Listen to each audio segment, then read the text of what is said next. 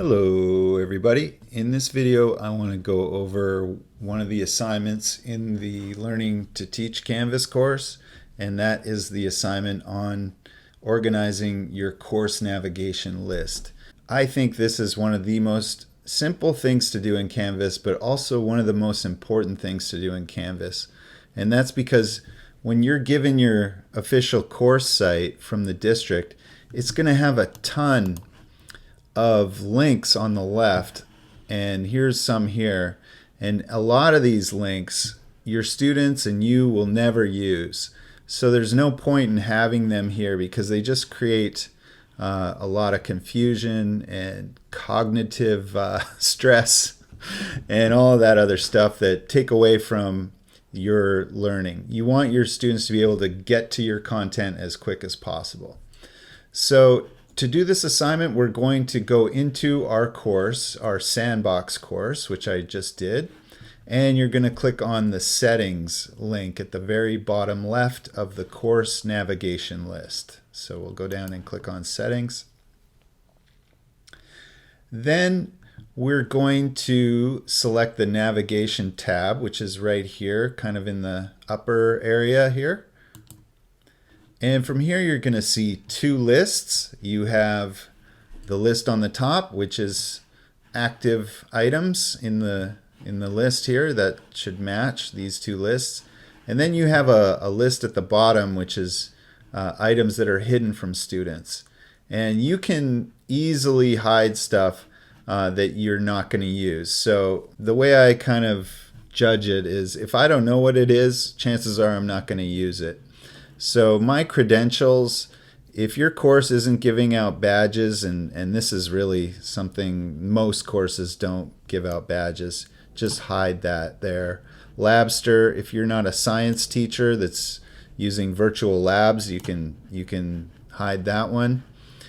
Tech Connect, this is Zoom.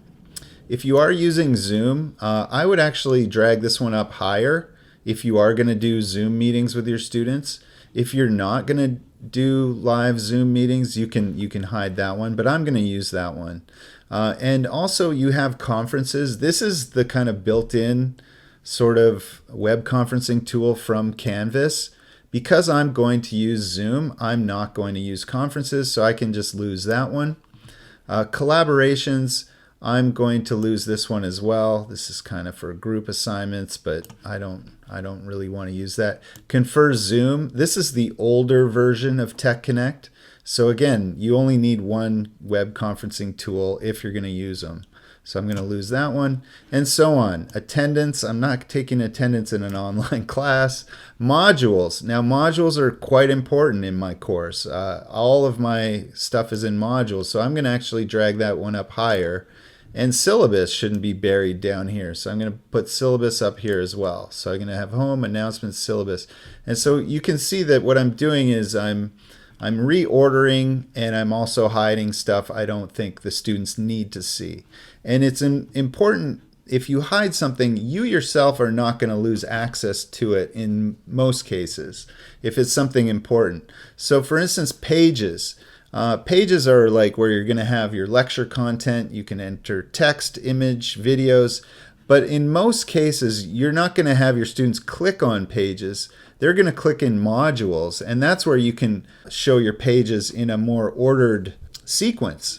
So because of that, I don't want my students clicking on pages and just seeing a bunch of unordered pages and have them not know where to go. I'm going to hide that. Also, files.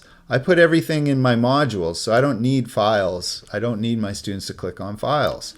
So you see, I'm kind of doing this, cleaning it up, and it's going to make this a lot easier for students and myself to navigate.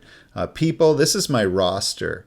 Students don't need to see my roster, so I'm going to hide that. And so on.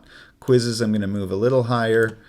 You could put quizzes, assignments, and discussions. You could put all of those inside of a module, and you'll notice in the Introduction to Canvas course, I've done that. So I've actually hidden those items, these three items, but I'm going to leave them for now, and we'll just call it a day here. And I'm going to click Save. And I want you to look at this list on the left after I click Save. And you can see it's a lot simpler now. And you'll also notice that certain items, like announcements and people, they now have this little eyeball with a line through it, and that just means that it's not visible to students. But I still have access as the teacher. I can go in and click on these things. So if I need to create a page, I can do it in here. But my students are not going to see this stuff. The reason announcements has a line through it, and you might see this on other items as well, is because I haven't created an announcement yet. So until I create my first announcement, this one's going to have that eyeball, even though it's not hidden in the list over here. And I'll just show you a quick look at the student view. So if I click on student view, this is what it looks like for a student.